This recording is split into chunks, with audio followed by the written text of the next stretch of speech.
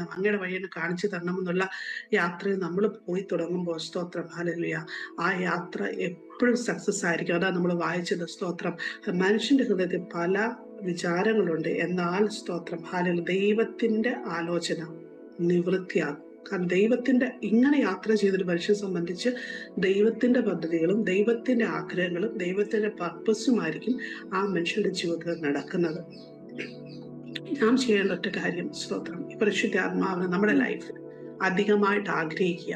ഈ തീ എന്നെ കത്തിക്കണം കർത്താവെ, ഈ തീ എന്നെ വഴി നടത്തണം കർത്താവെ, ഈ തീ എന്നെ ഉപദേശിക്കണം കർത്താവെ എന്നുള്ള ആ ഒരു വലിയ ആഗ്രഹത്തിൽ നമ്മൾ നടന്നാൽ മതി. മറ്റാരും നമ്മൾ ഉപദേശിക്കേണ്ട ആവശ്യമില്ല. ഈ തീ നമ്മൾ ഉപദേശിച്ചു, ഈ തീ നമുക്ക് വഴി കാണിച്ചു തരും. സ്തോത്രം. നമുക്കറിയാം ആകാശത്തിലെ നക്ഷത്രങ്ങൾക്ക് പോലും പ്രകാശിക്കണമെങ്കിൽ സ്തോത്രം രാത്രി വരെ കാത്തിരിക്കേണ്ടതുണ്ട്. ഹാലലൂയ. ഒരു പക്ഷേ ജീവിതത്തിലെ ചില കഷ്ടപ്പാടുകളൊക്കെയാ ഹാലലൂയ സ്തോത്രം. നമ്മളെ കാത്തിരിപ്പുകൾക്ക് ശേഷം നമ്മളെ പ്രകാശിക്കുവാൻ അല്ലെങ്കിൽ നമ്മളെ ആനന്ദിക്കുവാൻ ഇടയാക്കുന്നത് സ്തോത്രം.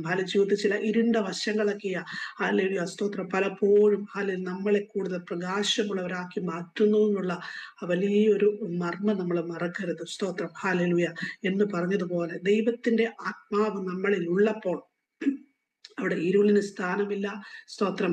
സകല ഇരുളിനെ കർത്താവ് മാറ്റും.